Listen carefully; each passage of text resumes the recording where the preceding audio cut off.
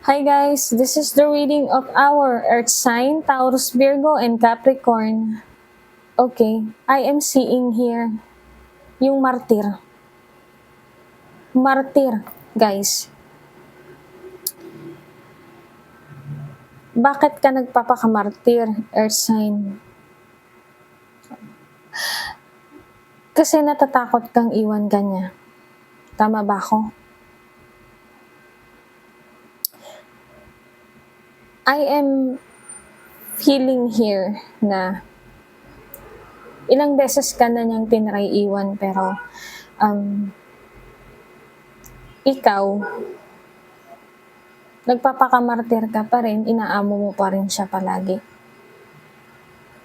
Alam mo, you have to gain the courage with the Queen of Wands and the drive, willpower, confidence. And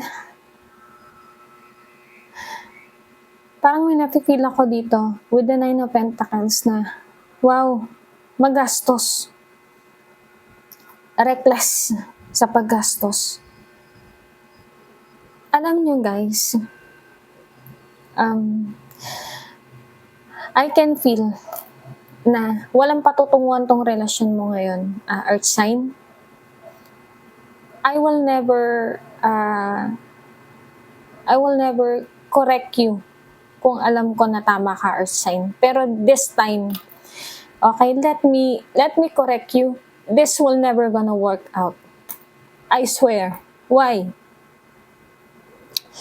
Kasi andito yung magastos. Hindi ko alam kung ikaw to o yung partner mo, pero I feel yung partner mo to sobrang gastos. Kasi andito yung sobra-sobra mong binibigay din lahat sa kanya. Guys, para kasing kaligayahan mo na maibigay lahat sa kanya. Hindi, alam mo, hindi tama yun. Kasi tinuturuan mo siya maging tamad. Earth sign. Huh? You have to take action now. Right now, Earth sign. Kasi, dito sa relasyon na meron ka ngayon, ikaw lang yung humahawak ng relasyon. Samantalang itong person na to, nagpapakasarap. Lahat ng pinaghirapan mo ginagastos lang.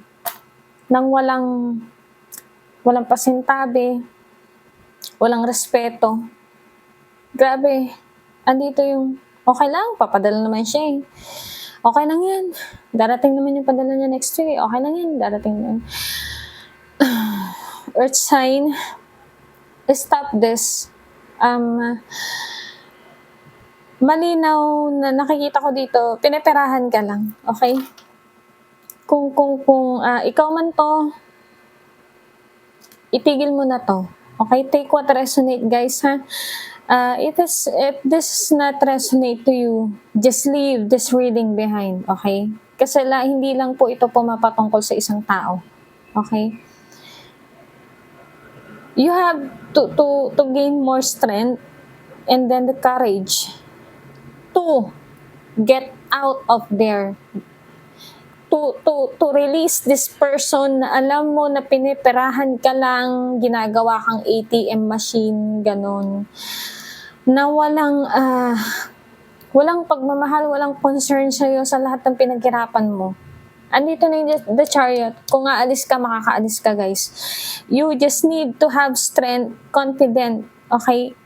Focus on your ambition, hindi dito sa tao na to na napaka-toxic guys. Okay? Take action now. I am telling you, okay? I am telling you now, makipag-iwalay ka na. Hindi mo na kailangan pag-isipan to.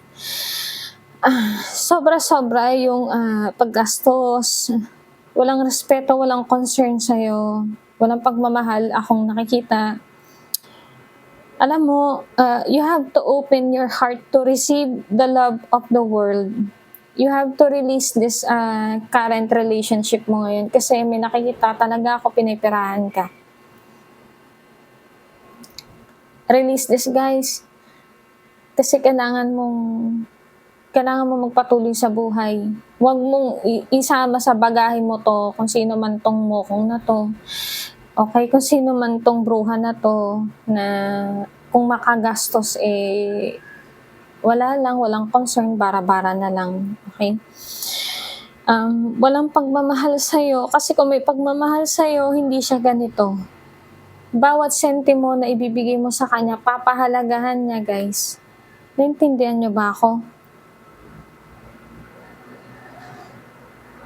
Okay? Okay, let's see the Monology card. Kung ano yung mga gabay para sa inyo, ha? Tingnan na natin, guys.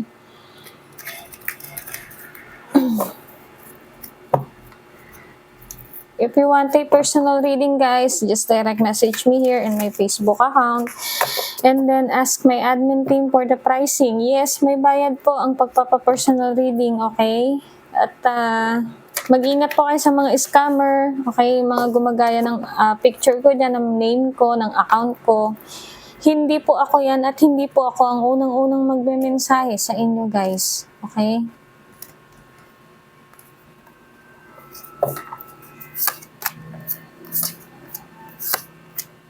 Okay.